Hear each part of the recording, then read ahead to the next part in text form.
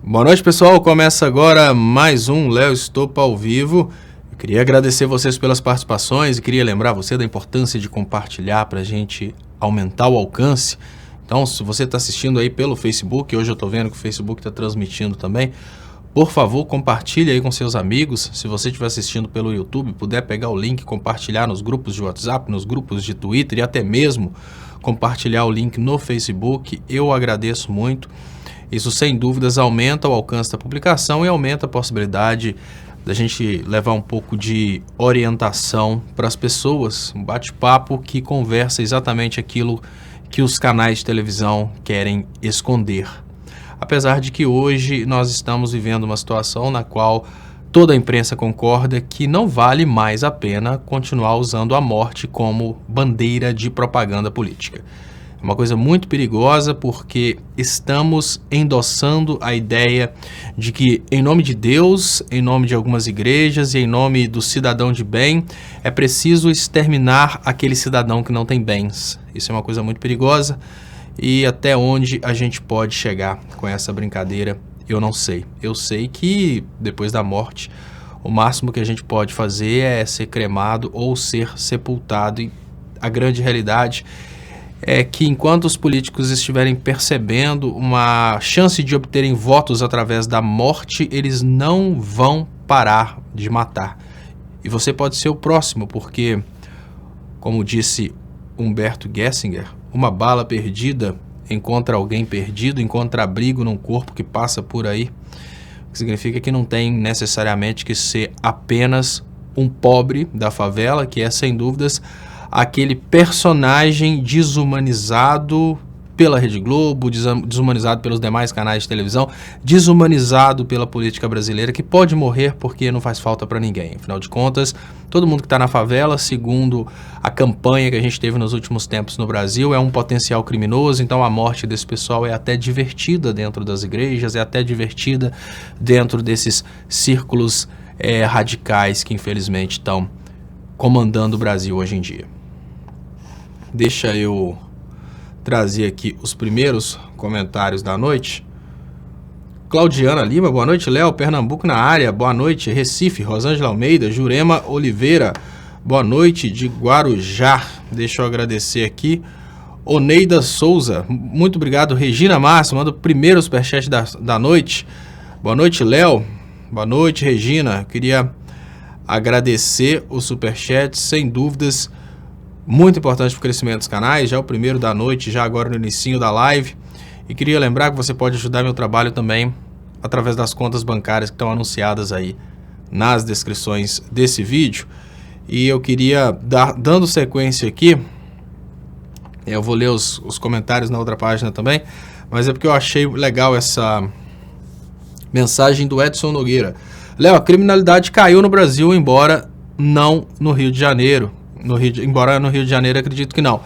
Edson, a gente precisa pensar por que caiu a criminalidade. E tem um pensador interessante que escreveu há um certo tempo atrás uma coisa que, apesar de estar um pouco fora desse contexto, vocês vão entender o que eu estou querendo dizer, dá pra gente entender o que fez a criminalidade cair no Brasil. Veja bem, o dia em que a Terra parou de Raul Seixas, quem conhece essa é uma música fantástica que começa dizendo: essa noite eu tive um sonho de sonhador, maluco que sou, eu sonhei com o dia em que a Terra parou. Mas tem uma frase interessante que fala do ladrão, que fala: e o guarda não saiu para prender, pois sabia que o ladrão também não estava lá. Deixa eu cortar aqui para vocês. E o guarda não saiu para prender, pois sabia que o ladrão também não estava lá. E o ladrão não saiu para roubar, pois sabia que não ia ter onde gastar. Fantástico, Raul Seixas é muito bom mesmo. E aí entra no refrão: no dia em que a Terra parou, né? Tá aqui, e o guarda não saiu para prender, pois sabia que o ladrão também não estava lá. E o ladrão não saiu para roubar, pois sabia que não ia ter onde gastar. Quem gosta de Raul, tem que cantar Raul, toca Raul, é bom demais, porque Raul realmente tinha a manha de falar coisas que tocam a gente pro resto da vida. E eu consigo te falar, Edson, que a queda da criminalidade não tem nada a ver com as políticas de repressão. Olha, se um criminoso está disposto a bater de frente com outros grupos criminosos que não têm nenhum tipo de pudor ou lei para cumprir. Pensa o seguinte, os criminosos no dia a dia, eles se confrontam, é mais ou menos assim, o cara entrou naquela vida, ele já não tem amor à própria vida, não, ele já entra confrontando ali gangues, aquela luta, aquela coisa toda. Você acha que um Sérgio Moro e um Bolsonaro e um Witzel falando bobeira na televisão vão botar medo de criminosos? Claro que não. Então o que fez a criminalidade diminuir? A economia, gente. Uma coisa muito óbvia. Pensem bem. Enquanto a economia está bombando, a gente tem, dentro de um país, várias pessoas circulando com dinheiro. Enquanto o desemprego está baixo, a gente tem várias pessoas no país indo de um lado para o outro para trabalhar. Qual que é a realidade de hoje? O cara não saiu para trabalhar, pois sabia que o emprego não existe mais. O patrão também não estava lá. O patrão foi preso pela Lava Jato. E aí o guarda não saiu para prender porque o ladrão não foi roubar, porque não tinha ter onde gastar. Mas na verdade o ladrão não tinha praticamente quem roubar. É lógico. Quem fica nessa ilusão de que a criminalidade diminuiu por causa do Bolsonaro ter chegado ao poder, a criminalidade diminuiu porque o Sérgio Moro começou a botar medo. Quem é Sérgio Moro para botar medo no criminoso? Olha, quem se arrisca no mundo do crime está disposto a matar ou morrer. O cara não está nem aí para um Sérgio Moro falando bobagem, não. É uma coisa muito lógica. Como que você pode comparar a criminalidade de uma realidade em que tem um monte de dinheiro circulando no mercado? Hoje, pessoal, olha, nós temos nas ruas indo trabalhar 14 milhões de pessoas a menos. Então pensem o seguinte, são 14 milhões de pessoas que não estão indo ao mercado fazer compra, são 14 milhões de pessoas que não estão, por exemplo, indo se divertir num shopping center, são 14 milhões de pessoas que não estão indo e voltando ao trabalho todos os dias.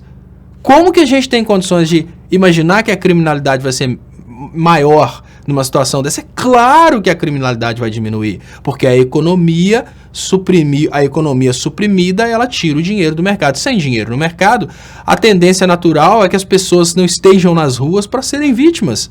É muito fácil diminuir a criminalidade, é só as pessoas pararem de ter dinheiro, vamos resolver dessa forma, né? É muito fácil, não, inclusive é muito fácil você curar uma doença, é só você se matar antes da doença evoluir, que assim a doença morre junto. Não, o que acontece hoje é uma coisa muito óbvia, a criminalidade diminuiu porque tem menos dinheiro para ser roubado, tem menos pessoas nas ruas para sofrerem crimes. Isso é lógico, é só pensar um pouco que a gente chega nesse resultado. Agora o cara que quer forçar a barra, o eleitor do Bolsonaro, o eleitor do Witzel ou o eleitor do Sérgio Moro, que quer forçar a barra, achando que as estatísticas de criminalidade diminuíram porque o Bolsonaro foi eleito? Ah, gente, vamos cair na real. A polícia tá lá há muito tempo e nem por isso o ladrão tem medo. Muito pelo contrário, olha, ladrão rouba casa do lado da casa do policial. Ladrão rouba fuzil da polícia. Ladrão rouba fuzil do exército. Vocês estão achando que é um Bolsonaro que não consegue fazer flexão de braços? Ou um Sérgio Moro, que é um cara praticamente incapaz de andar sozinho, porque, assim, não deve ser capaz de enfrentar um rato. É um Sérgio Moro que vocês acham que botou medo no policial? Vamos cair na real? É claro que não. A criminalidade diminuiu porque são uma quantidade bem menor de pessoas nas ruas, trabalhando, né, comprando, se divertindo. A criminalidade diminuiu porque o Brasil diminuiu, simples assim. Deixa eu agradecer aqui também, desse lado aqui, Gilmar Ferreira, muito obrigado, boa noite, Léo. Esse Witzel é um cancro do Brasil. E o Brasil está com várias... o Brasil, né, sofreu muito, digamos que depois do golpe contra Dilma, o Brasil ele começou a sofrer de câncer, que era o Temer, e aí a gente teve a metástase, né? E a partir daí surgiram vários órgãos cancerígenos ao redor do Brasil. Isso, infelizmente, claro, mas é uma realidade. Deixa eu liberar aqui os comentários, agradecer a todos vocês pelas participações, pedir para vocês, por favor, compartilhem aí para aumentar o alcance. Deixa eu trazer aqui. Então, falando sobre um bocadinho sobre esse tema. Normalmente eu deixo esses temas, o tema da claquete eu deixo para o final, mas vamos falar um pouquinho sobre esse tema da claquete, até porque tem um tema que eu considero até mais importante, que não mais importante que a vida da garota, lógico que não, mas um tema que eu considero muito importante, que é continuar mostrando para o povo as falcatruas da Vaza Jato. E o Elias Oliveira pergunta por que a Vaza Jato não dá em nada. É porque o que a gente está querendo através da Vaza Jato, Elias Oliveira, é pedir um pai para punir um filho. A Vaza Jato, ela é parte de quem está no poder hoje, tanto no poder judiciário, quanto no poder executivo, quanto no poder legislativo. Então a Vaza Jato, ela está mostrando para o povo o que foi a Operação Lava Jato. Mas a Operação Lava Jato, ela tem maioria nos poderes, então é por isso que não acontece nada. Política de Extermínio na Favela é um programa de propaganda política, dizem ativistas da Maré. Eu acho muito importante essa matéria, porque essa matéria fala a coisa mais importante, mas a mensagem mais importante para ser transmitida. Nós estamos, e quando eu falo nós, eu falo sociedade brasileira, eu não faço parte, graças a Deus, do grupo que se autotitula Pessoas de Bem, defensores da família, defensores dos bons costumes. As pessoas que se autotitulam Pessoas de Bem, elas fazem parte de um grupo que criou demanda para morte. Quando eu falo que um determinado grupo criou demanda para morte, o que eu estou querendo dizer é que por causa das pessoas de bem, por causa desse grupo que hoje aplaude o extermínio de pessoas na favela, o Witzel está matando pessoas nas favelas. O Witzel mata porque o Witzel quer ser presidente. E parece estranho imaginar que a propaganda política do Witzel para a presidência da República é a morte. E quando eu pergunto para vocês, olha, se a propaganda política do Witzel para a presidência da República é a morte, o crime interessa ao Witzel, porque enquanto o crime existir, o Witzel pode matar. Exatamente. Essa é a parte mais triste. O mesmo grupo que se promete como aquele grupo que vai acabar com o crime é o grupo que incentiva o crime.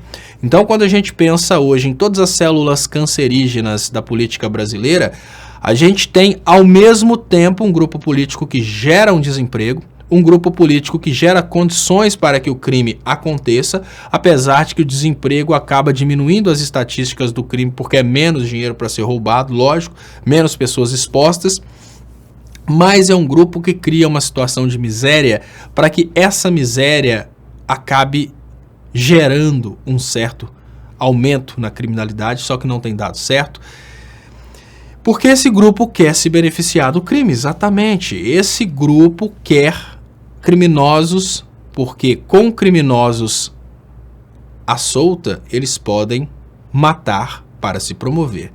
Mas como que eles fazem para terem criminosos extremamente perigosos para serem exterminados e gerarem essa propaganda política? E a resposta é muito simples, eles amplificam o crime. Eu não estou querendo dizer que o crime é uma coisa pequena no Brasil. O que eu estou querendo dizer é que existem empresas especializadas em amplificar o crime, ou seja, existem aqueles pastores que estão durante todo o tempo falando que o demônio vai fazer, que o demônio vai pegar, que o demônio vai destruir, para criar o medo pelo demônio. É assim que funciona. Vamos comparar a política do Witzel, a propaganda de determinadas igrejas, porque é exatamente o mesmo grupo. É muito importante que as pessoas entendam que a mesma estratégia que é usada em determinadas igrejas evangélicas é utilizada por esse grupo político que se propõe como sendo, digamos que,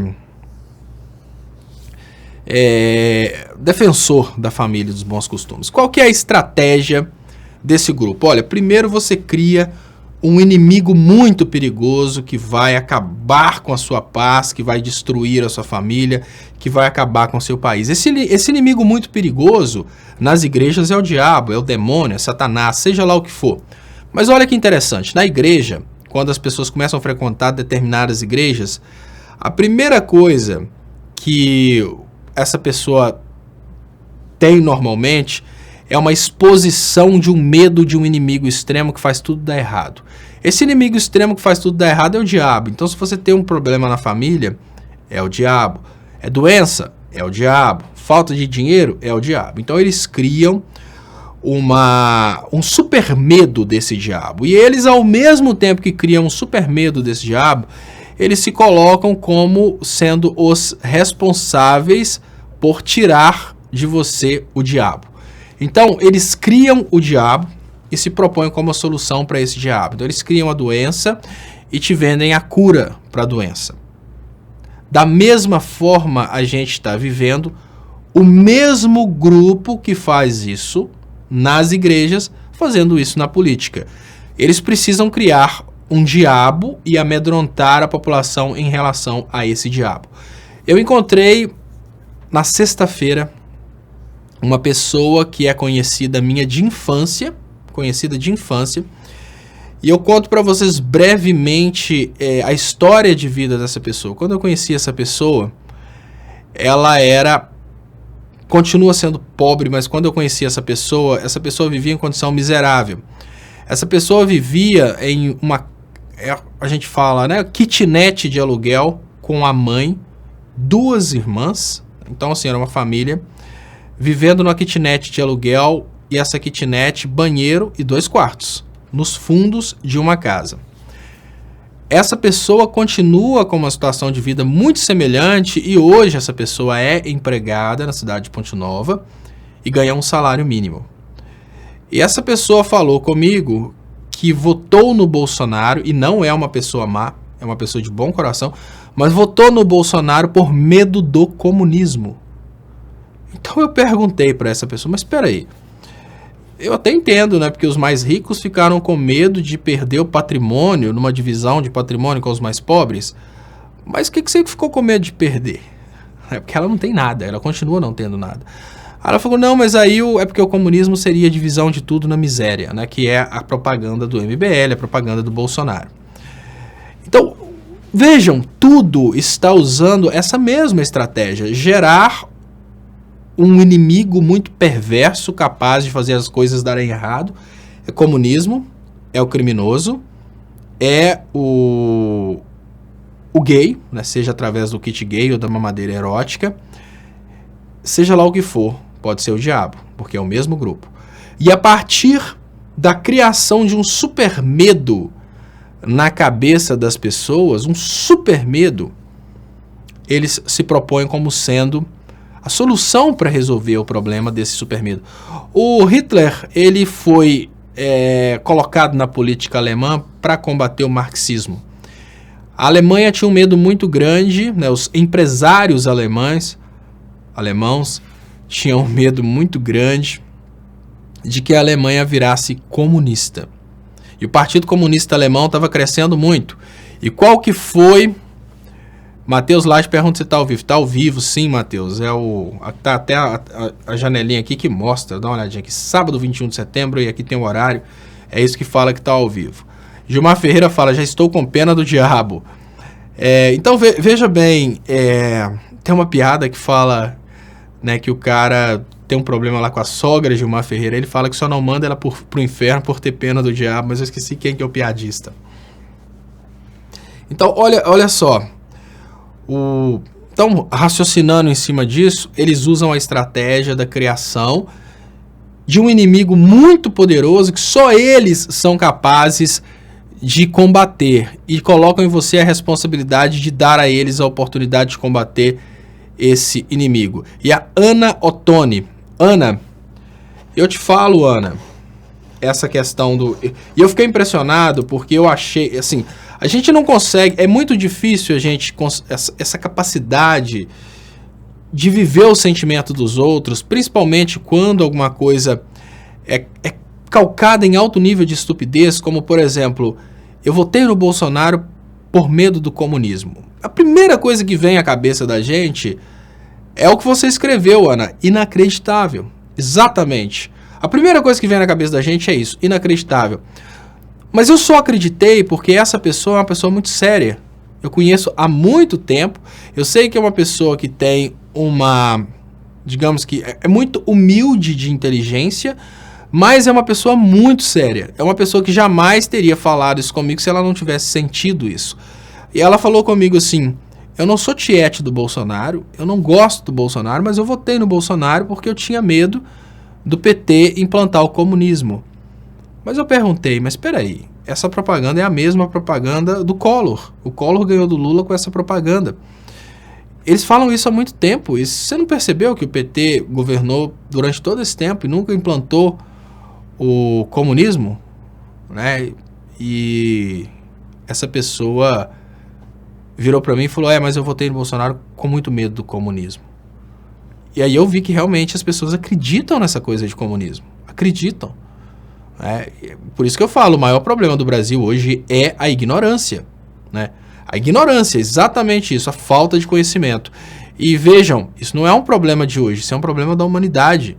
O Sócrates, ele fez todo o trabalho dele, isso segundo os escritos de Platão, todo o trabalho do Sócrates foi construído no sentido de atacar a ignorância. Tanto é que ele falava que a maior sabedoria era conhecer a própria ignorância, né? Sábio é aquele que conhece os limites da própria ignorância.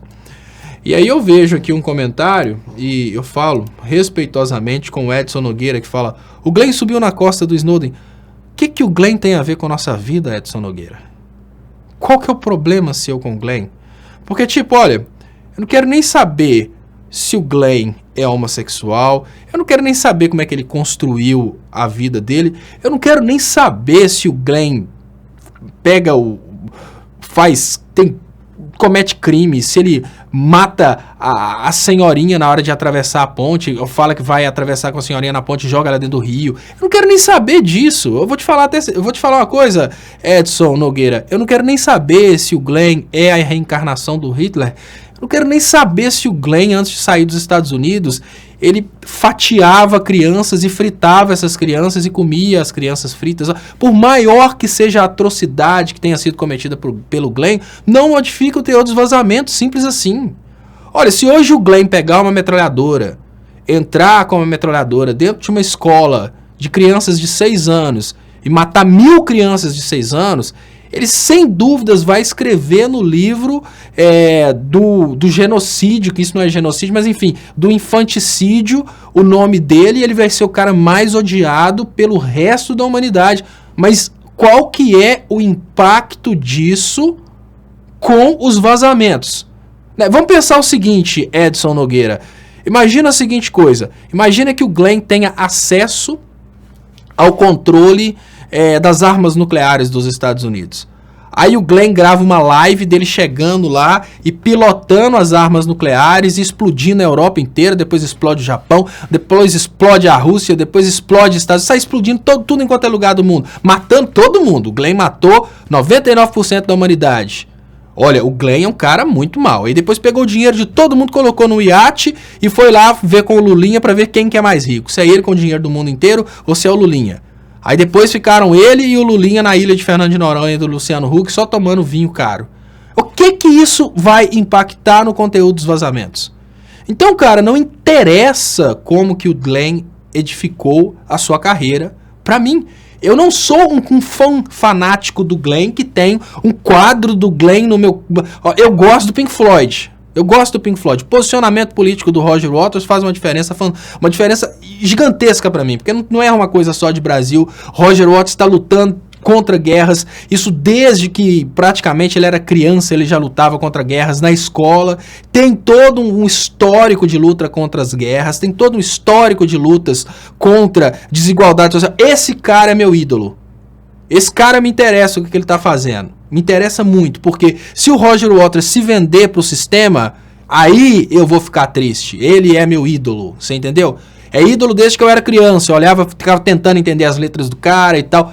Agora, foda-se, cara, o que o Glenn fez, o que o Glenn deixa de fazer? O Glenn é um jornalista, a diferença do Glenn pra mim é que o Glenn é rico e conseguiu fazer coisas extraordinárias, enquanto eu tô aqui pelejando pra fazer qualquer coisinha e levar esclarecimento. Se trouxer pra mim uma filmagem aqui, ó, do Glenn né, lá na Segunda Guerra Mundial, matando os outros com câmara de gás, eu vou te perguntar, mas no que isso vai influenciar no conteúdo da Vaza Jato? Não influencia em merda nenhuma, cara. O Glenn não tem nada a ver com o que o Dallagnol fez, com o que o Sérgio Moro fez.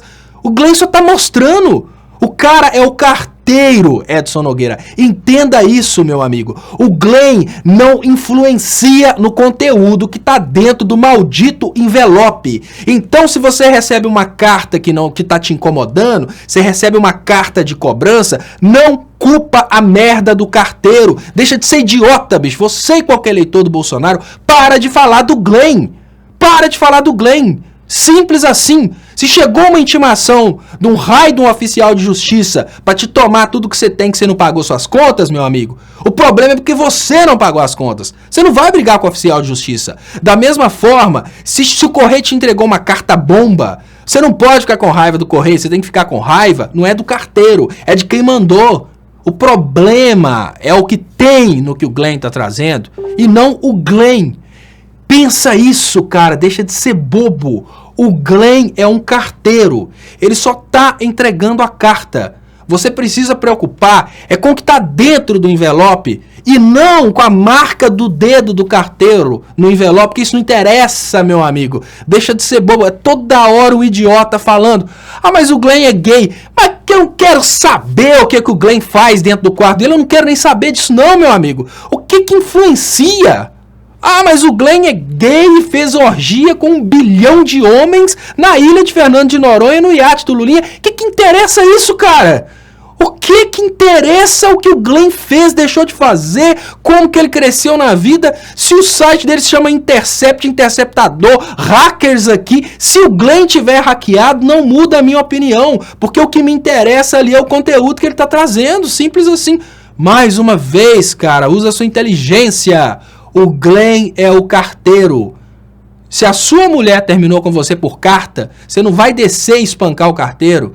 Se alguém chegou e te falou que você é corno, não vai criticar o cara que tá falando. Procura a verdade a respeito do fato que o cara trouxe. Se o cara te entregou uma carta, você abriu a carta e ela não te agradou, você não pode sair falando mal do cara que te entregou a carta. Ele é só o carteiro, simples assim. Então para com essa bobajada de toda... Mas o Glenn é isso. Quero nem saber. Olha, de boa. Que seja o Glenn, que seja o Glan, que seja a glande, que seja a merda que for, o que importa é o conteúdo que tá ali. E o conteúdo que tá ali é pesadíssimo. Pesadíssimo. É isso que importa. E o próprio Gilmar Mendes falou, vocês vão continuar com essa lenga-lenga, com essa merda de falar que o material foi adquirido. Cara, você vai continuar com essa merda de dizer que o material foi adquirido ilegalmente e vai ignorar o que está lá dentro do material. Né? Você vai continuar tentando dizer se o Glenn é bom ou se o Glenn é não bom e vai ignorar o que o Glenn está trazendo. Aí você está atravessando o raio de uma rua, você atravessando a rua, aí uma pessoa de vermelho grita pra você, para que vem um ônibus. Você olha e vê o ônibus e fala, eu não posso escutar, porque aquele cara tá com a camisa do PT, você vai, levanta e é atropelado. Deixa de ser besta, cara. Um pouquinho de amor próprio. Só um pouquinho de amor próprio. Esquece quem tá trazendo a maldita carta. O que interessa é o que tá dentro do envelope. Simples assim. Muito obrigado, Regina Mas, palma pra você sobre o Glenn. Eu que agradeço. Muito obrigado, Regina. Muito obrigado, Diana, eu mesma. Muito obrigado, Diana, pelo super mega super chat. Muito importante pro crescimento dos canais. E aqui tem um bonequinho aqui indo de foguete para a ilha do Lulinha, né? E esse foguete com certeza é um foguete também do Lulinha, porque vai muito rápido. E para ser um foguetão rapidão assim, tem que ser do Lulinha. Então muito obrigado, Diana, pela ajuda. E muito obrigado também, Gilmar Ferreira. Léo, se o Glenn incomoda eles, isso é ótimo. Claro, Gilmar. Mas o que me incomoda é o seguinte. Quando eu vejo um bobo desse, um Edson Nogueira falando uma coisa dessa, eu não quero o Edson Nogueira se ferrando. Eu quero o cara abrindo a cabeça, entendendo que ele está sendo enganado. Eu vejo uma pessoa escrevendo bobagem, eu não quero ver essa pessoa se ferrar, porque isso é o convencional. Isso é o normal, né? O normal é... Eu quero ver esse cara se ferrando. Eu não quero necessariamente ver um bobo desse se ferrando. Eu quero que o cara abra a cabeça e perceba que está sendo feito de idiota. É isso que é o mais importante. Aí me chega o cara, mas o Glenn é isso. Mas o Glenn compra preservativos da marca tal. Mas o Glenn, quando ele tá dentro de casa, ele veste saia. O que interessa, meu Deus? O que interessa a opção sexual do cara? O que interessa isso? O que interessa como que o cara fez? O que interessa como que foi a origem do material? Deixa que a justiça fale sobre a origem lícita ou ilícita do material. Nós, como cidadãos, a gente tem que questionar o que está sendo trazido, não necessariamente a forma como aquilo foi adquirido. Né? Uma pessoa chega, né, você tem uma empresa, uma pessoa chega, te entrega uma filmagem do gerente da sua empresa roubando a sua empresa. Aí, quando você vê o raio da filmagem de um gerente da sua empresa roubando a sua empresa, como a empresa é sua, o seu sangue vai subir na hora e você vai ficar puto com o gerente da sua empresa, vai querer mandar o cara embora. Mas como o caso é política, é emoção, é idiotice, vocês não estão nem aí pro que está acontecendo.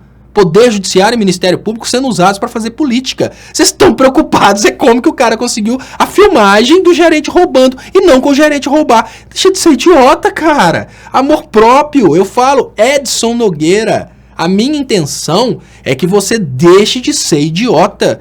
Esquece o Glenn.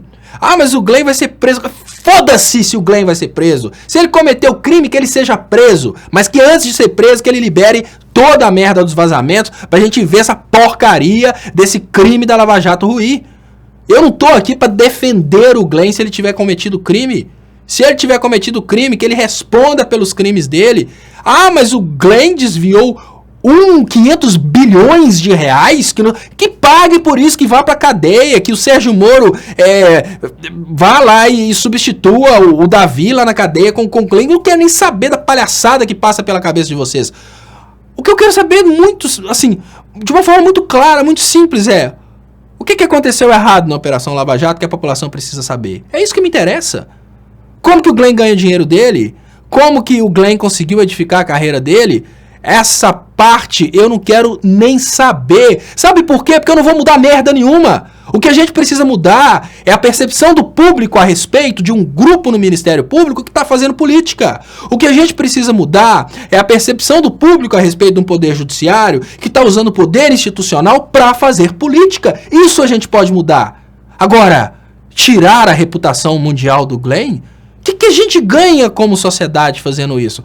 Qual a vantagem que a gente vai ter como sociedade, como Brasil, perseguindo o Glenn? Aí eu falo com vocês, a Lava Jato destruiu a nossa economia, isso está impactando na gente, a Lava Jato destruiu a nossa reputação no mundo inteiro, isso está impactando na gente, a Lava Jato tirou a nossa democracia, isso está impactando na gente. Agora, o que interessa o que o Glenn faz em quatro paredes, o que interessa qual foi o raio do documentário que fez ele ficar famoso, o que interessa isso, cara? O Glenn é uma pessoa. A Lava Jato destruiu a vida de 207 milhões de pessoas. Ali você tira uns 500 mil que estão se beneficiando, o resto tá ferrado. O Glenn é uma pessoa. Você acha mesmo que você tem que ficar perseguindo a vida do Glenn?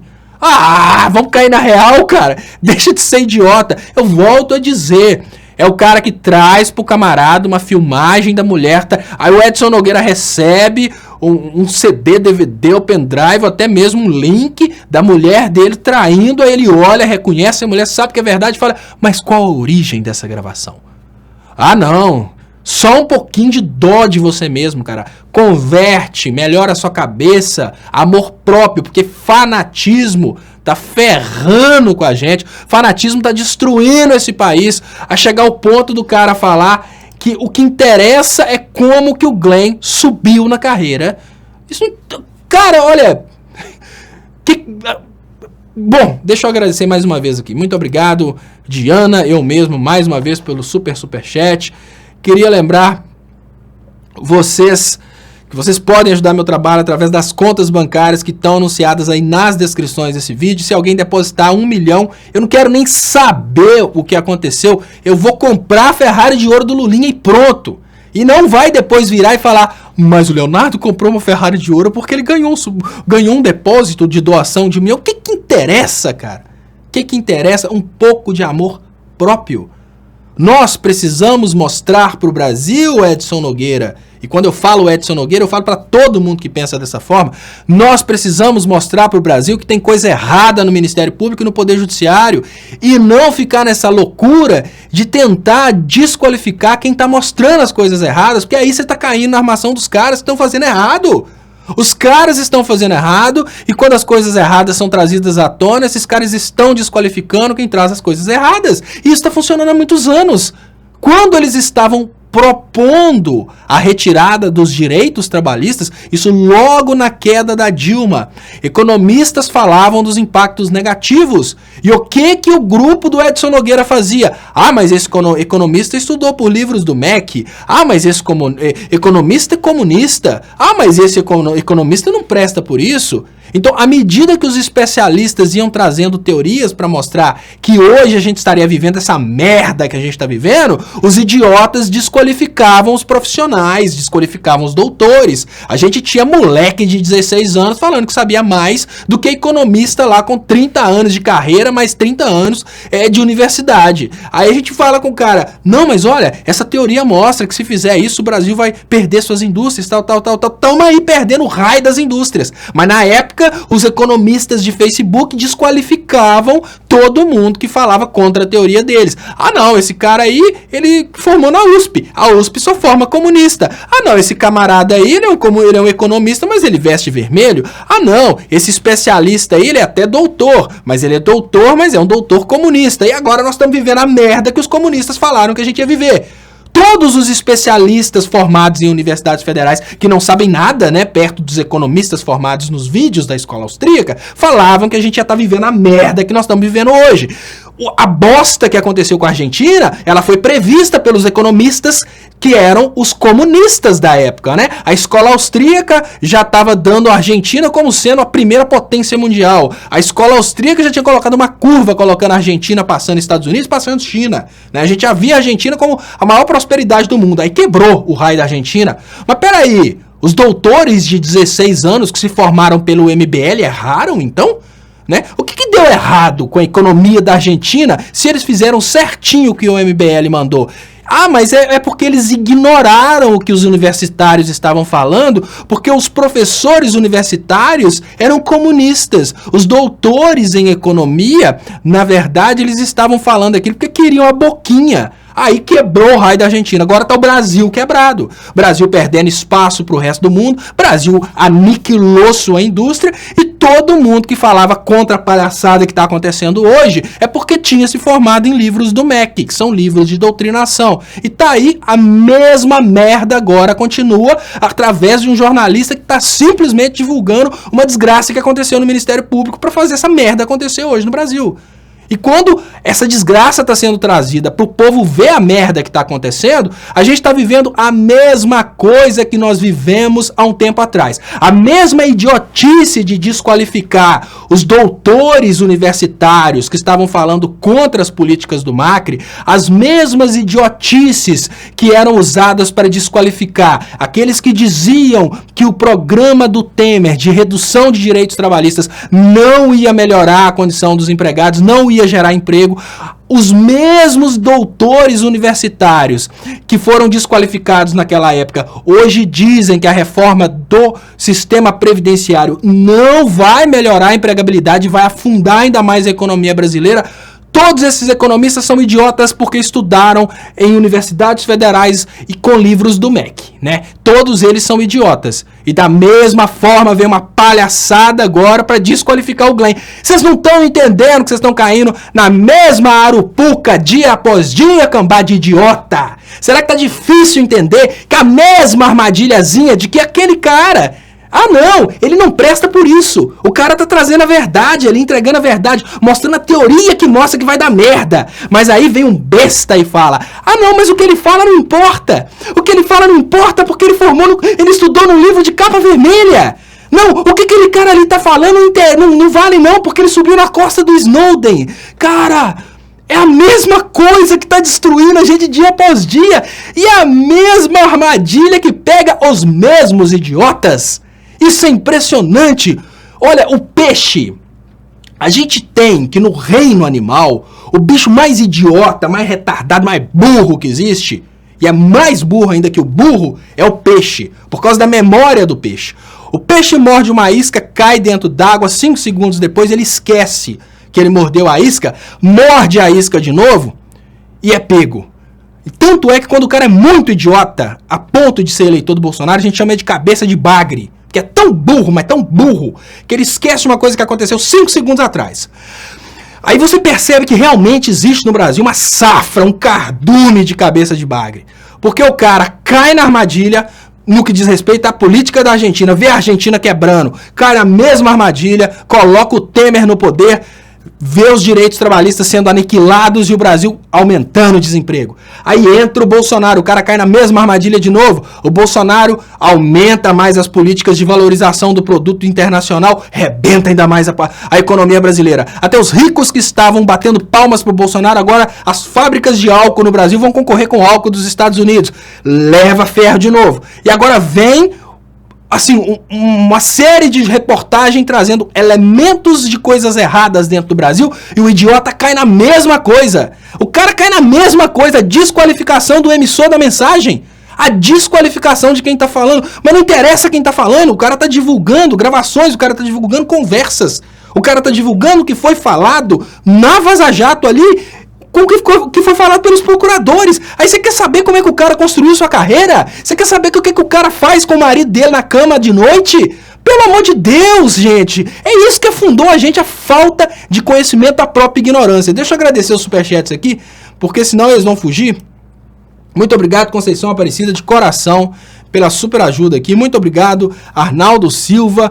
Muito obrigado mesmo, de coração, pelo mega superchat importantíssimo para o crescimento dos canais. Eu queria agradecer muito, pessoal, porque no meio de obra, vocês sabem como que é que o bicho pega pra gente. Deixa eu agradecer também, eu volto aqui no Márcio Santos, só para não fugir do lado de cá. Muito obrigado, Daniela de Santos. Léo, o movimento Lula Livre é bonito, correu o mundo e até já ganhou na Mega Sena, mas em termos de prazo é indefinido. Acho que deveriam mudar para Lula Livre já. Faz muito sentido.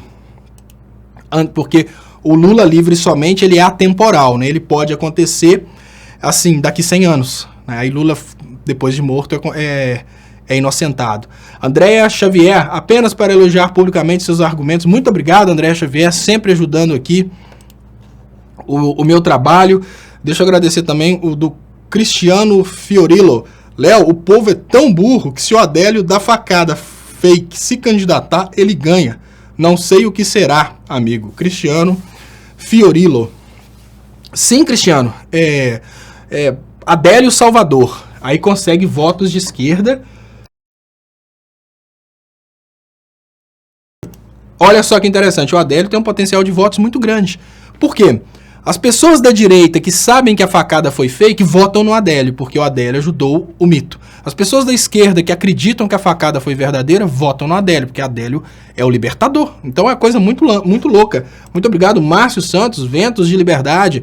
Pelo amor de Deus e tantas ágatas, parem de trocar tiros em comunidades. Essa gente humilde não merece ser exterminada dessa maneira. Márcio Santos, existe uma... Eu vou voltar nesse assunto, né, que é o assunto de hoje.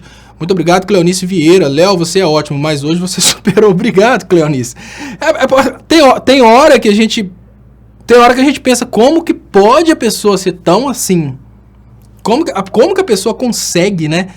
Muito obrigado, Arnaldo Silva, mais uma vez. Muito obrigado mais uma vez, Conceição Aparecida. Deixa eu liberar os comentários. Muito obrigado mais uma vez, Andréa Xavier. E muito obrigado aqui também, Cristiano Fiorillo. Pessoal, voltando aqui no assunto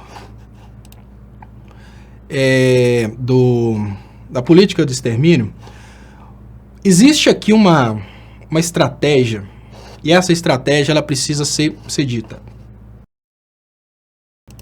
O que acontece é que a demanda social pela morte das pessoas da favela, ela é impulsionada pelos canais de televisão que estão trabalhando constantemente a ideia de que favela é só crime.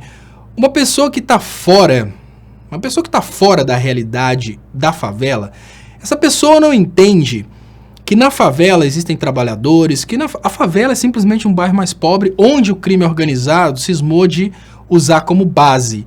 Mas o crime organizado ele é minoria na favela. Se numa favela do Rio de Janeiro todas as pessoas fossem criminosas, a polícia do Brasil já tinha morrido toda. Então, assim, é muita gente que mora nas favelas para imaginar que todas as pessoas das favelas são criminosas. Então, o que acontece é que aos poucos, principalmente o povo do Rio de Janeiro, eles foram sendo conduzidos a desumanizar os moradores de favelas por causa de estratégias de programas de televisão, programas como o Datena, a melhor forma de resumir todos os programas do mesmo estilo. Os programas no estilo do programa Datena são programas que se aproveitam dessas peculiaridades, né, das favelas, dos criminosos, e usam o crime para fazerem sensacionalismo. Para os programas tipo Datena, quanto mais crime, melhor. É o produto que eles estão vendendo. Então é muito fácil um Datena ou qualquer imitador do Datena falar: isso é um absurdo, tem que morrer. É muito fácil. Mas no fundo, ele está lutando para que todos os dias mais crimes aconteçam, porque eles lucram dos crimes. Isso é a realidade. Então, o que acontece? Aos poucos, olha que coisa interessante. Aos poucos, esses programas de televisão foram envenenando a cabeça das pessoas, porque esses programas vivem somente da publicação de crimes. E eles vão publicando crimes e vão consolidando na cabeça, no imaginário popular. Eles vão consolidando no imaginário popular a ideia que todos moradores de favela são criminosos. Eles vão consolidando isso. E chega um ponto em que as pessoas estão tão envenenadas com essa ideia de que todos os moradores de favelas são criminosos, que essas pessoas já não têm mais a percepção de que dentro das favelas existem seres humanos. As pessoas olham as favelas como sendo selvas onde lobos estão ali habitando para quando tiverem a oportunidade saírem para matar os cordeiros. Essa é a percepção que as políticas de programas de televisão do tipo Datena acabam criando. Não sei se isso é intencional ou não. Eu sei que o motivo do programa Datena é o lucro, lógico, a audiência. Mas o resultado desses programas é claramente esse. O que acontece? Esses programas, eles propagam a ideia de que nas favelas tem muito crime e, indiretamente, o que esses programas fazem é consolidar no imaginário popular a ideia de que só tem criminoso na favela. Né? Então, deixa eu agradecer aqui. Muito obrigado, Igor Vale. Parabéns, Léo, pelo trabalho de abrir a cabeça de povo alienado. Aprendo muito com seu programa. Campina Grande, PB. Muito obrigado, Igor. Muito obrigado a todos vocês que ajudaram aqui. Eu queria lembrar, vocês podem ajudar meu trabalho também. Tem as contas bancárias anunciadas aí nas descrições desse vídeo. E tem um PayPal. No PayPal você pode ajudar com o cartão de crédito, simplesmente mandando uma ajuda pelo endereço de e-mail. E nas contas bancárias você pode ajudar com qualquer valor. Então, assim, tem pessoas que mandam R$1. Eu agradeço de coração, porque quando vai juntando tudo aquilo ali, ajuda a pagar uma luz, ajuda a pagar as despesas do programa. Então, muito obrigado. Bom, voltando aqui, né? Então, olha o que acontece, pessoal.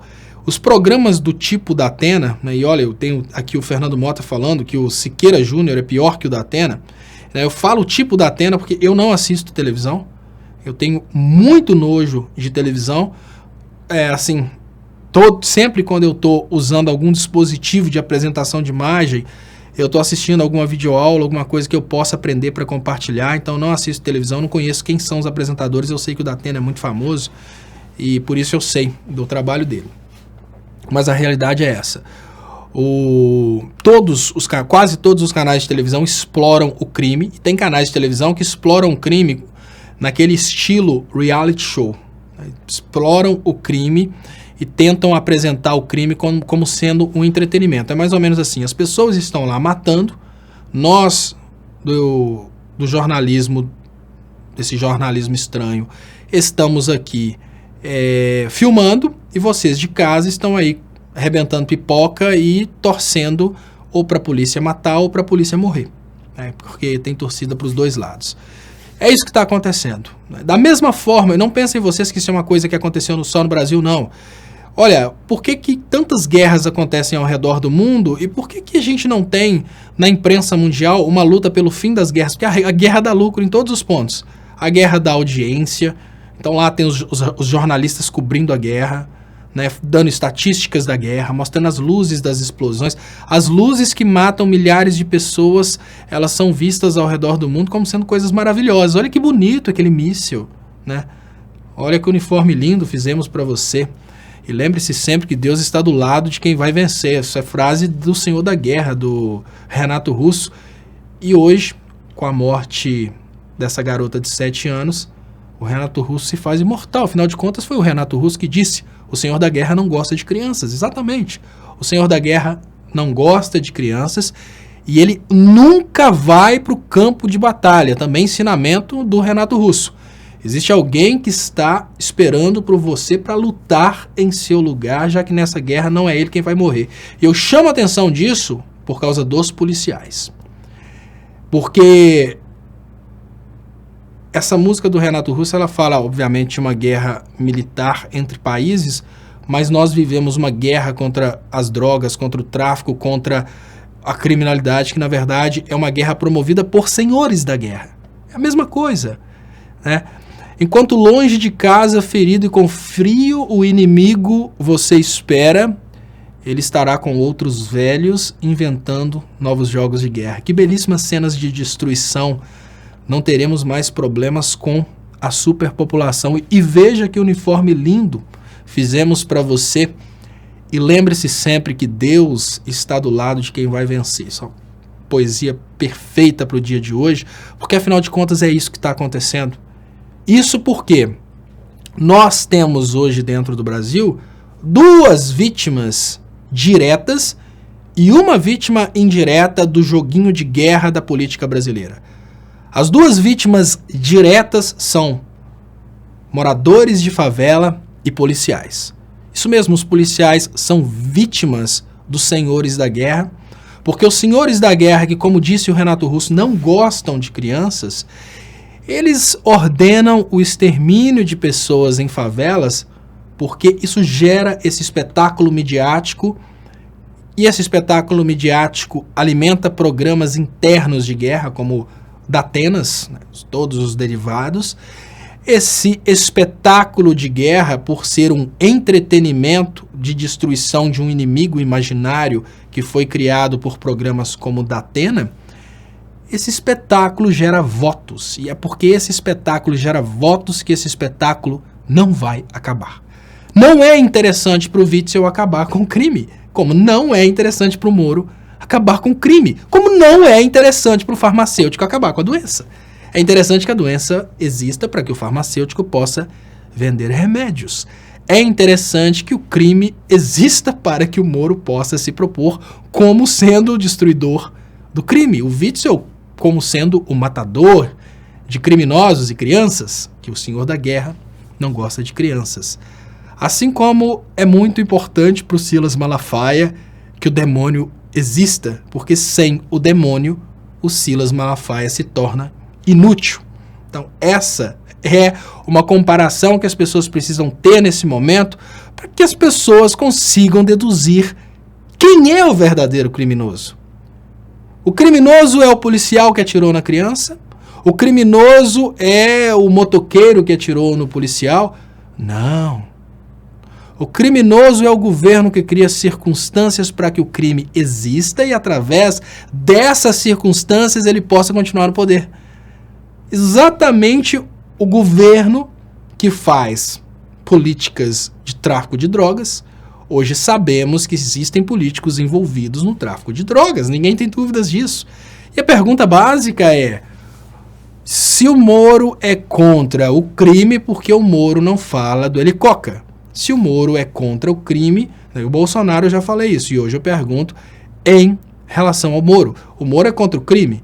Por que ele não bate de frente contra o tráfico internacional de drogas?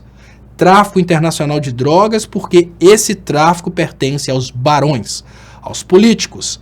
Bater de frente contra crianças de 7 anos, bater de frente contra o traficantezinho da favela para colocar na televisão e fazer de conta que você luta contra o tráfico é muito fácil. Eu quero ver bater de frente contra aquele senador que tem helicópteros para carregar drogas. Eu quero ver bater de frente contra o sistema que colocou no avião do presidente da República pasta base de cocaína. Eu quero ver bater de frente com o PCC. Porque há poucos dias atrás eles falavam que o PT e o PCC estariam ligados. Mas por que que o atual governo, que detesta o PT, não acaba com o PCC? Porque é a mesma turma. Sem crime, não há possibilidade de colocar o PSL no poder. Então é interessante que o PSL consiga criar crimes, mas mais importante do que isso, publicar os crimes. Exatamente. É uma conexão da Atenas divulgando o crime para amedrontar as pessoas, Moros e Bolsonaros e Witsels se propondo como sendo a solução contra o crime, e Ágatas morrendo porque, infelizmente, os policiais recebem ordens para lutar contra o crime. São pessoas que são ordenadas no sentido de serem, talvez, assassinadas pelos criminosos. O que acontece no Brasil hoje é que o governo está colocando policiais e criminosos num ringue e abrindo câmera para que a população possa contemplar essa briga. Nossos policiais e as pessoas que são, na maioria das vezes, vítimas da falta de oportunidade de empregos, elas estão sendo colocadas num ringue como galos de briga e as emissoras de televisão estão abrindo câmera para divulgar essa briga. E nós, povo, estamos nos posicionando, ou de um lado ou do outro. Pessoas de bem se posicionam, e pessoas de bem, entre aspas, se posicionam do lado dos policiais. Os humanitários se posicionam do lado das vítimas dos policiais, porque ainda que criminoso, quando ele morre, ele se torna vítima. Bonito isso, né? A pergunta básica que eu faço nesse momento é: será que ninguém percebeu que tanto policial quanto criminoso são vítimas de um criminoso muito maior, que é o político que está se aproveitando de tudo isso? Exatamente. Tem um Witzel, um Bolsonaro e um Sérgio Moro adorando o que está acontecendo e entregando essa desgraceira toda para canais de televisão, como para programas da Atenas, lucrarem com isso. A morte da Ágata, sem sombra de dúvidas, deve ter movimentado na imprensa brasileira o suficiente para comprar uma praia do Guarujá. Não é um triplex, não. A morte da Ágata, ela movimentou na imprensa brasileira com comerciais, né, AdSenses, comerciais diretos, jornalismo. É dinheiro para comprar vários prédios cheios de triplex. A morte da Ágata deu lucro, muito lucro. O cara revoltado com a morte da Ágata, falando: não pode, isso é um absurdo. Ele falou isso porque ele ganha dinheiro. O Witzel fala isso porque ganha votos. Ele é contra os bandidos porque ganha votos. O Witzel, o Bolsonaro e o Sérgio Moro, eles sabem se posicionar do lado dos policiais porque eles estão sacrificando tanto a sociedade que eles precisam de proteção. Isso é importante que as pessoas entendam. E a esquerda se revolta com as pessoas erradas. O policial cumpre ordens, a esquerda se revolta com os policiais e a esquerda perde proteção.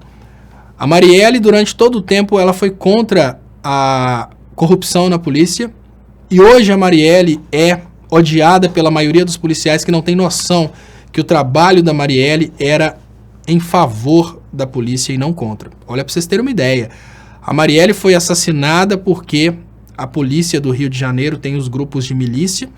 Esses grupos de milícia estavam apodrecendo a polícia do Rio e ela lutava contra isso. Ela lutava contra a morte dos bons policiais e ela morreu por isso. E nós tivemos uma coisa tão ridícula no dia que uma pessoa dentro da cidade turística, uma cidade importantíssima, Ouro Preto, um grupo levantou, né, fez uma decoração no chão, Marielle vive, guardas municipais. Não são sequer policiais militares que andam armados. Guardas municipais atacaram a homenagem a Marielle porque eles se sentem representados pela morte da Marielle.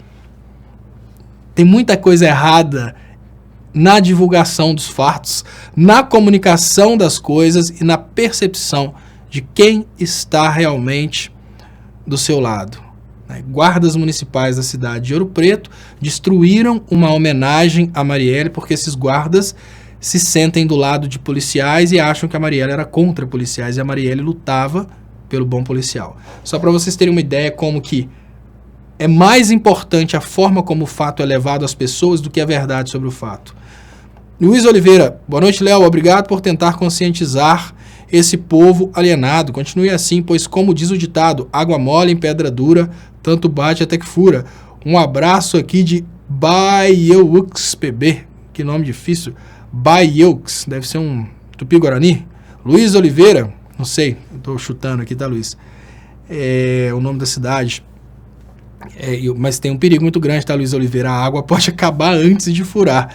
Mas é uma brincadeira, claro. Essa é uma forma de contradizer. Carolina Guerra. Léo, uma pergunta técnica. Presta pintar o micro-ondas por dentro em casa com tinta própria? É seguro? Já ouvi tanta coisa e só confio na tua opinião. Volte para o canal do técnico. Você é ótimo comunicador. Eu vou tentar entender sua pergunta. Pera aí. Gilvana Santos Paula, antes que fuja o superchat. Olha, Léo, eu e meu marido admiramos muito sua lucidez, coragem e determinação. É uma atitude heróica. Isso que você faz. Nos traz esclarecimentos e estímulos. Muito obrigado. Um abraço e persistência sempre. Muito obrigado, Gilvana Santos Paula Silva, pelo superchat importante para a sobrevivência e crescimento dos canais. Quem puder ajudar meu trabalho, tem também, pessoal, as contas bancárias anunciadas aí nas descrições desse vídeo. Tem conta aí, por exemplo, Banco do Brasil, tem conta de banco privado também, tipo o Itaú. E eu digo, qualquer valor é super bem-vindo, tá, pessoal? É só para, né, ajudar, principalmente agora que eu estou tentando chegar aí, pelo menos no sonho de morar com um telhado, né? Porque depois de todos os problemas aí da construção, eu acho que eu vou conseguir chegar lá. Deixa eu voltar aqui. Muito obrigado. Deixa eu ver se eu volto aqui. Carolina Guerra. Léo, uma pergunta técnica. Presta pintar o micro-ondas por dentro em casa com tinta própria é seguro? Agora eu entendi. Então, Carolina Guerra, o que acontece com o micro-ondas é o seguinte. Né, você fala, já ouvi tanta coisa e só confio na tua opinião. O que acontece é o seguinte, Carolina. Isso vai depender da composição da tinta que você está usando para pintar o micro-ondas. Eu não vou saber falar qual tinta que é a certa. Porque o micro-ondas, a radiação do micro-ondas, ela faz um movimento, né? O que ela faz? É uma radiação que está no comprimento de onda que bate certinho com o tamanho da molécula de água. Né? E a molécula de água, ela vai virando para um lado e para o outro com a onda do micro-ondas. Por isso que ele esquenta. Para o micro-ondas, você coloca um plástico, ele não esquenta, porque não tem molécula de água lá dentro. Você coloca uma vasilha com água, a água esquenta. Você coloca, por exemplo, um frango, o frango esquenta por causa das moléculas de água lá de dentro. Então, ele vai fazer essa ondulação nas moléculas de água. A partir desse raciocínio, né, você tem ali uma onda eletromagnética de alta intensidade na frequência que bate com o tamanho da molécula de água.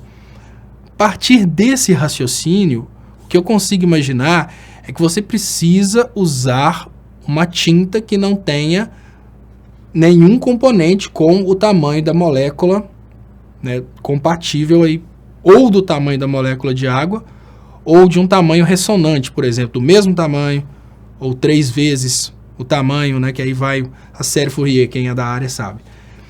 Qual que é a dica que eu te daria? Como que a gente vai saber qual que é a composição exata da tinta? Então a dica que eu te daria é o seguinte, não faça isso, porque você não sabe o componente da tinta. Mas qual que é o prejuízo se você fizer? É muito pequeno. Imagina que você pega uma tinta e essa tinta tem um componente que tem a molécula que vai ser excitada pela onda, né, eletromagnética aí do micro-ondas. O máximo que vai acontecer é essa tinta queimar. Ele não vai explodir, não é igual metal, por exemplo. Né? Metal é outra coisa. O metal ocorre um efeito ali que é semelhante ao efeito fotoelétrico, né? Energia ondulatória bate no metal, gera um campo de fluxo de elétrons, mas como o metal é condutor, ele ao mesmo tempo gera um campo de fluxo de elétrons e põe esse fluxo de campo de elétrons em curto. Então você gera um curto ali. Mas qual que é a dica que eu te dou, né? Dessa dica técnica? Pega a tinta, mete, eu faria isso, tá? Tasca a tinta no micro-ondas, deixa secar direitinho. E se tiver algum componente na fórmula da tinta que é, por exemplo, com o tamanho da molécula que vai ser excitado aí por essa onda, ele vai ficar preto, vai queimar. É o máximo que pode acontecer. Eu acho que não, porque a maioria dos plásticos, né, tem uma coisa que é importante também na química, né? É bom a gente dar uma quebra no assunto assim no sábado. Tem uma coisa que é importante também nessa parte, Carolina, é o seguinte: as moléculas, elas podem ser polares e apolares. Então, por que a água fica fazendo isso? Porque a geometria da molécula de água faz com que a molécula de água seja uma molécula polar. E como ela é polar, quando a onda modifica, ele pensa numa onda, né, daquela forminha assim. Quando a onda está nessa posição, a molécula está de um lado. Quando a onda passa para fazer isso, a molécula vira para o outro.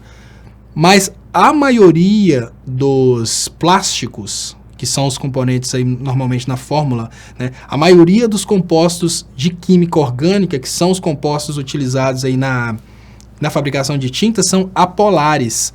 O que significa que não vai sofrer essa interferência do micro-ondas, mesmo que a molécula tenha um tamanho semelhante. Então, se você for se incomodar com alguma coisa dar errado, não pinte. Mas o máximo que pode acontecer é ficar preto. Então, eu faria o teste. Eu compraria a tinta, né, principalmente para ficar bonitinho, compro uma spray, só uma tintazinha spray, eu faria isso.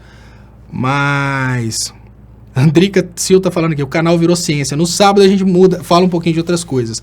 Então você faz o seguinte, Carolina, faz o seguinte: tira todas as gorduras daquele ponto que você vai pintar com detergente, passa um detergente, limpa bem para não ter gordura, tasca a tinta, deixa secar bem. A tinta tem um tempo de secagem, não vai ligar o micro-ondas para que o micro-ondas aqueça a tinta para ela secar. Não é essa a ideia, ela tem um tempo de reação química. Depois que ela secar, olha na latinha qual que é o tempo lá de secagem total. Depois que ela secar completamente, liga o micro-ondas e usa. O máximo que vai acontecer, eu acho, é duas possibilidades. Uma é quase garantida. As primeiras coisas que você fizer vão vir com um pouquinho de gosto da tinta. Como se a tinta tivesse gosto, mas aquele aroma da tinta. E a outra coisa é, se tiver alguma coisa ali naquela fórmula, não compre tinta à base de água, então compre tinta à base de solventes. A outra coisa é que ali você vai ter ali uma tinta que pode escurecer. Mas, dica, tenta comprar uma epóxi, que eu acho que a epóxi é a que tem menos componentes polares, né? Eu acho, a epóxi. Então, obrigado por trazer um conteúdo técnico, eu adoro falar de conteúdos técnicos, né? Marcos Antônio, certo é uma tinta de alta temperatura, mas deve esperar secar bastante. Então vai a dica aí também do Marcos Antônio. Né, e voltando aqui ao assunto política, Ricardo HS. Gente, vou confessar para vocês, o meu sonho era fazer um canal sobre tecnologia. O meu sonho era falar sobre tecnologia, sobre física, sobre essas coisas. Aí eu fui e comecei a falar sobre outros assuntos, política. Deixa eu liberar aqui os comentários. Se fosse uma criança branca de classe média, num instante teria alvoroço. Ricardo HS. O alvoroço até aconteceu, mas foi um alvoroço muito contido, né, Ricardo? Na esquerda, lógico. E existe uma forma também da causa ficar... A causa acaba sendo ridicularizada, entre aspas, quando a causa parte para o policial. Mas o interessante é que eu gostei bastante da estratégia de comunicação dessa vez. Olha que legal, estamos caminhando para uma... Quem sou eu para falar sobre a imprensa, né? E falar sobre a esquerda? Eu não sou guru a ponto disso, mas a percepção como analista que eu tenho é que estamos caminhando agora para um contra-ataque muito mais maduro. Política de Extermínio na Favela é um programa de propaganda política. Não tem, olha que interessante, não tem um ataque direto aos policiais aqui. E olha aqui. Morre criança de 8 anos assassinada pela polícia de Witzel. Não tem um ataque ao policial ou aos policiais que estavam lá. Fala polícia de Witzel, porque o mais importante é essa cara que tá aí. É o cara que se aproveita da polícia, que é um policial, é um trabalhador da mesma forma. Dessa vez a imprensa está mostrando de uma forma muito clara que existe um culpado por trás do policial que puxou o gatilho. Por quê? Sempre foi muito conveniente para a imprensa resumir o problema em cima do policial. É mais fácil bater num policial ou num traficantezinho, né, no aviãozinho, do que falar mal do político que traz as drogas de fora do país ou então do governador que mandou a polícia matar. Dessa vez não. Dessa vez está uma comunicação muito madura. OAB, olha a cara que está aparecendo, a cara do Witzel e não a cara do policial. OAB RJ critica política de extermínio de Witzel e diz que sensação é de perplexidade. Então, antes de mudar de assunto, o que eu digo para vocês é: com essa conversa bem direcionada, de modo que a gente não faça um ataque aos policiais, que acabam sendo também vítimas de um Witzel, a gente consegue, sem sombra de dúvidas, um avanço muito maior na construção da consciência coletiva de que a culpa dos crimes é principalmente de quem se aproveita dos crimes, que são os políticos. Deixa eu agradecer aqui. Fernando Marques Pinto, Léo, sua oratória dinâmica e de qualidade é natural ou você treinou? Indica como praticar, valeu pelas lives e trabalho diário. Acho que o povo e a esquerda está acordando contra a extrema-direita. Fernando Marques, olha, sabe o que é interessante, Fernando? Eu vou tentar... eu vou ver se a Jennifer consegue, se a Jennifer...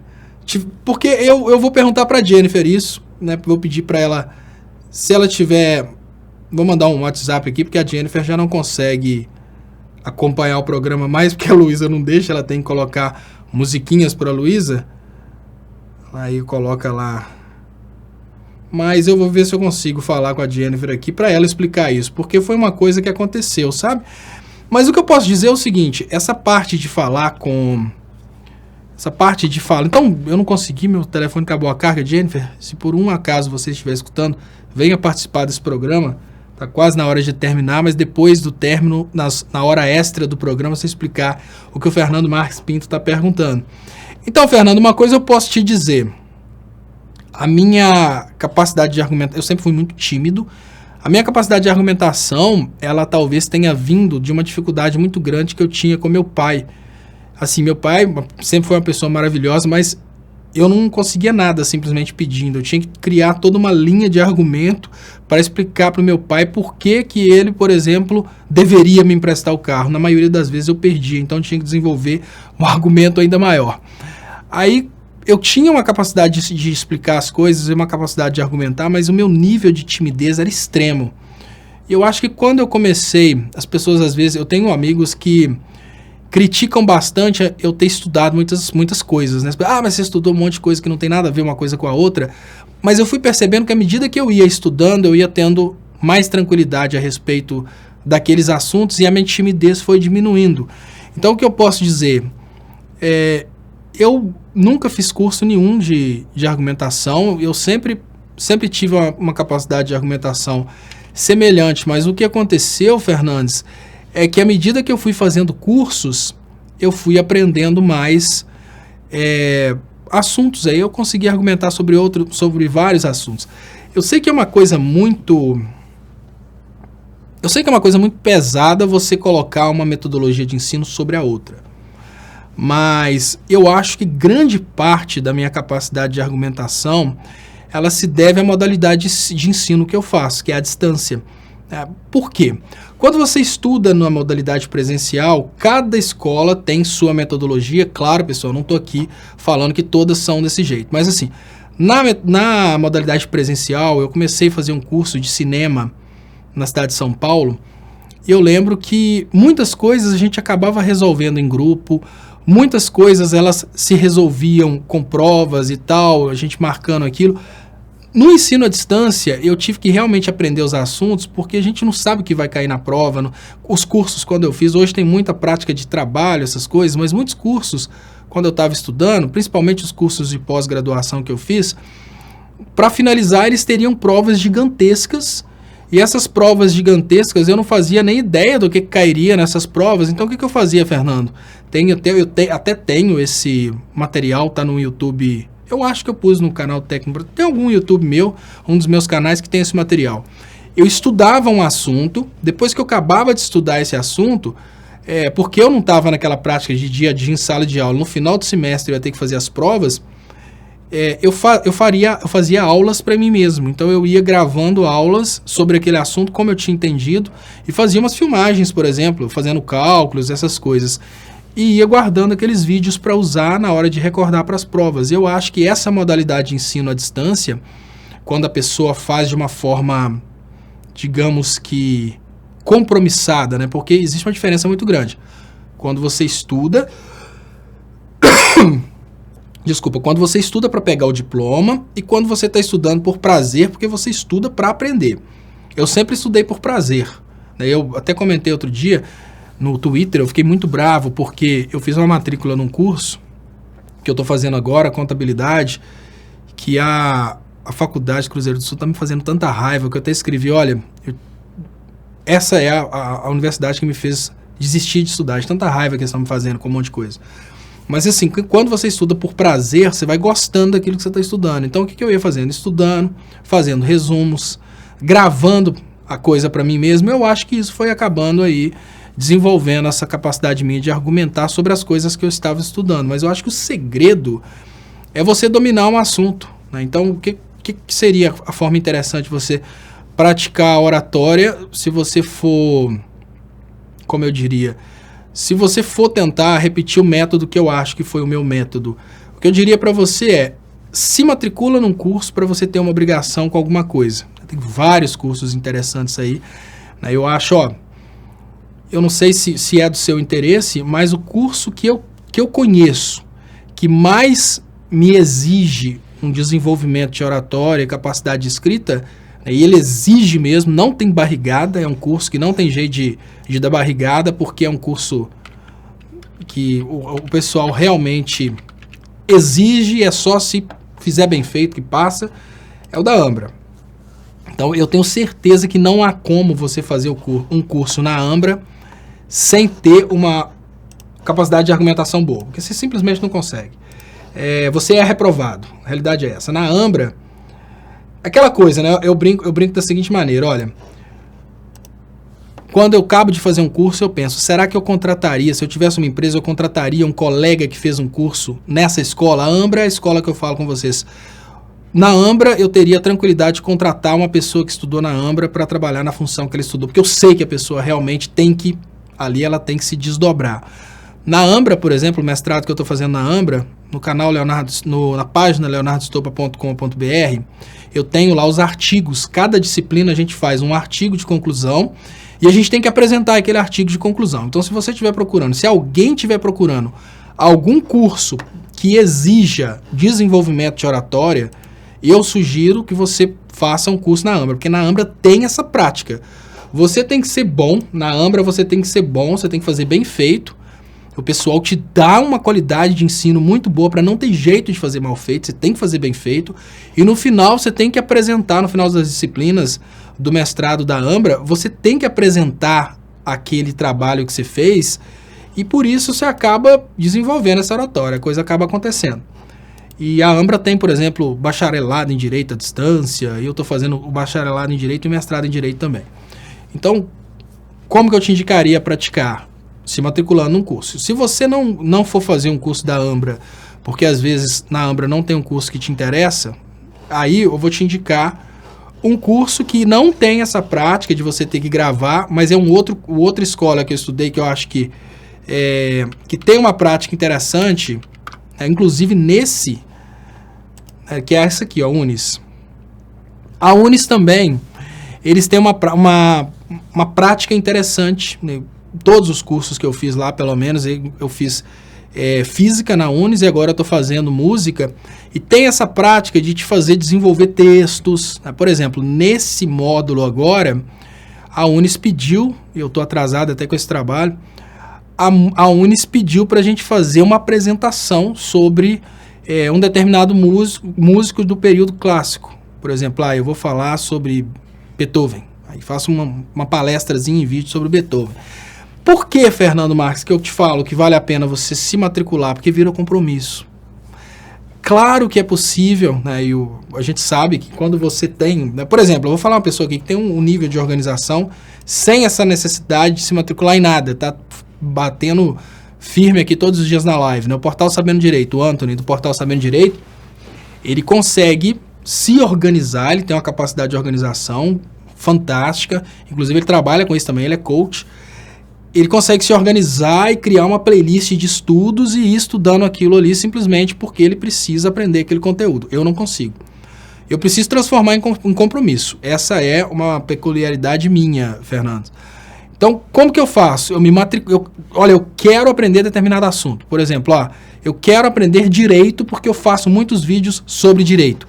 Me matriculei na Ambra porque isso me exige saber o assunto para passar nos trabalhos e nas provas. Pronto. Então, pronto. Outra coisa. Eu quero saber física, né? Eu vi um vídeo quando eu estava estudando engenharia, eu vi um vídeo de um professor de física que ele dava aula no MIT. Ele é fantástico, Walter Lewin. Falei, quando eu crescer eu quero ser igual ao Walter Lewin, que vou estudar física. Eu fui matricular em física na Unis. Virou compromisso. Aí eu tive que estudar, etc e tal. Então, a dica que eu te dou é essa. Se você não consegue se organizar, eu não consigo. Então a dica que eu te dou, né? Que você fala, indica como praticar, o que eu te indico? Faça uma matrícula em um curso que te exija realmente fritar a cabeça. Então eu te falo, quer aprender a argumentar e quer ser bom, tenha compromisso com o curso à distância. Porque aí você vai criar um poder de autogerenciamento. Mas eu quero fazer um curso presencial. Faça os dois. Você vai fazer um curso presencial porque você quer fazer. E você vai fazer também um curso à distância, porque esse curso à distância, ele vai te levar para um caminho diferente. Ele vai te levar para um caminho de auto-organização, ele vai te levar para um caminho de autodisciplina e para um caminho de resultado máximo. Por quê? Enquanto num curso presencial, o nível que você vai ficar é o nível da turma, então pensa assim, olha, num curso presencial, se o resto da turma, eu conheço um pessoal que fez, por exemplo, administração aqui em Ponte Nova, conversei com as pessoas que fizeram administração em Ponte Nova, elas não viram praticamente a metade do conteúdo que eu vi no curso à distância. Porque no curso à distância, 100% do conteúdo está lá. No curso presencial é só o que o professor consegue ensinar para a turma. Então, se a turma não conseguiu aprender 100% do conteúdo, ele vai fazer avaliação em cima de 20% do conteúdo. Então, faça um curso à distância, crie uma capacidade de autogerenciamento nesse curso à distância que você está fazendo. Faça gravações para você. Se você fizer, por exemplo, na Ambra e na Unis, provavelmente você vai ter que fazer gravações também durante o trabalho e vira compromisso. E eu acho que a partir daí você consegue, né, desenvolver. Porque o que acontece, Fernando Marques Pinto? A capacidade de argumentação, ela vem exatamente do fato de você dominar um determinado assunto. É até interessante, as primeiras vezes que eu tentei fazer qualquer trabalho de comunicação social, eu até me frustrei, porque eu tentava eu tentava decorar o texto e não conseguia. Eu não tenho muita facilidade de decorar textos. Eu não conseguia decorar os textos, aí ficava aquela coisa toda decoreba e tal, e aí eu desisti por muito tempo. Depois eu voltei falando aquilo que eu tinha estudado, foi bem mais fácil. Então, a capacidade de oratória, ela vem exatamente do seu domínio sobre o assunto que você está falando. Então tá aí, pessoal, né, um bate-papo a respeito, né, para finalizar a live de hoje, um bate-papo a respeito de educação. Vou colocar mais uma vez aqui as escolas, né? Eu sei que tem gente que gosta só do assunto política, mas no sábado eu costumo falar de outros assuntos também. Então tá aqui, ó, né, na Ambra você faz mestrado à distância. É importantíssimo quem tiver vontade de fazer mestrado e não tiver tempo, procurem a Ambra e entendam os mestrados da Ambra. É muito interessante, porque hoje eu falo que o melhor investimento em termos de educação que eu fiz foi a Ambra, porque na Ambra eu me matriculei enquanto a Ambra era faculdade, era Ambra College, e agora a Ambra foi credenciada como Ambra University e eu vou ter um diploma de mestrado e um diploma de bacharelado em Direito de uma universidade, e isso tudo numa matrícula que eu fiz enquanto ela era faculdade. Então só aí já foi uma felicidade muito grande. E uma escola para quem quer fazer vários cursos, mas aí sem ser cursos na área de direito, né? Já vários cursos diferentes do curso de direito, que eu adoro, que é a Unis, por causa principalmente do nível de seriedade. Tem gente que quer dar barrigada. Na Unis, a prática educacional da Unis é te fazer aprender o assunto, e não necessariamente criar condições para que você consiga o diploma. Então eu acho fantástico também a forma como a Unis lida com a educação. A Unis é uma fundação sem fins lucrativos, então ela investe todo o superávit, tudo que superou, né? Vamos falar de uma forma que vai ser ambígua, mas todo o lucro ela investe de volta na universidade. Né? Que eu falei sem fins lucrativos é porque não tem aquela ideia de dividir o lucro com os acionistas. Não, a Unis não tem isso. Então todo o dinheiro que a fundação gera, ela investe em laboratórios, então vai só crescendo, é uma coisa muito legal mesmo. Então tem dinheiro, eles estão fazendo congressos, levando alunos, uma coisa fantástica, estão investindo em alunos irem para fora do Brasil para terem experiência internacional. Então eu acho que é uma metodologia de trabalho privado, né, de educação privada que tem que se multiplicar no Brasil. Uma educação privada com viés social. Então é uma coisa muito fantástica. Então quem quiser conhecer essas duas aí são as que eu faço e recomendo muito. Deixa eu pedir vocês então, aquele entre vocês que não tiver feito ainda inscrição nos canais, eu peço, por favor, se inscreva aí nos canais do Leonardo Estopa. Peço para você também para compartilhar, para a gente aumentar o alcance, isso é muito importante. E quem puder ajudar meu trabalho, pessoal, tem as contas bancárias que estão anunciadas aí nas descrições desse vídeo. Né? Eu percebi que é muito mais fácil eu encerrar o programa com um videozinho que me dá o tempo de desligar a gravação e colocar a reprise. Então entra aí aquele videozinho que encerra as lives e logo depois eu coloco a reprise do programa de hoje. Peço para vocês compartilhem a reprise, porque a galera vai chegar aí tarde da rua, né? Sabadão, para poder assistir e bater papo sobre política. Até mais. Aqui no Brasil, a gente tem uma prática muito cruel das empresas que instalam serviços de TV a cabo. Eles não fazem o aterramento do sistema de TV a cabo. O que isso normalmente tem causado no Brasil é a queima de aparelhos televisores, a queima de aparelhos ligados ao sistema de internet do provedor de internet. Por exemplo, a NET não instala o supressor de surtos que é necessário na entrada do sistema de TV a cabo. Da mesma forma que um raio pode cair e queimar um aparelho eletrônico, imaginem o que pode acontecer se uma criança estiver segurando o fio da TV a cabo exatamente no momento em que o raio cai. O que eu estou chamando a atenção de vocês é que o sistema de TV a cabo, como está sendo instalado pela NET em várias casas brasileiras, ele pode causar não apenas a queima dos aparelhos, como pode causar também a morte de pessoas. O que acontece é que na hora que o raio cai, uma indução eletrostática acontece naquele fio que está esticado. E ali, aquele fio recebe centenas de milhares de volts e quebra o isolamento do equipamento. Isso queima a televisão, isso queima os aparelhos conectados à internet e pior, se tiver uma pessoa, ela pode morrer. Por que ninguém fala a respeito disso no Brasil? Porque é muita grana que está em jogo. É muito mais fácil deixar as pessoas mais pobres morrerem sem saber o que está acontecendo do que denunciar uma empresa do tamanho da NET que ela está instalando o sistema sem a devida proteção, porque na hora que cai um raio e queima, eles averiguam e tentam dar barrigada e não pagar a indenização. A tendência natural do brasileiro é deixar para lá. Então eles não atendem, você vai deixando a coisa para lá até o momento em que você perde o direito de entrar na justiça contra eles. Estatisticamente fica mais barato para eles desrespeitarem o Brasil do que atenderem adequadamente. Aí que entram as agências regulamentadoras para exigirem essa condição de segurança. No Brasil eles têm um lobby muito forte.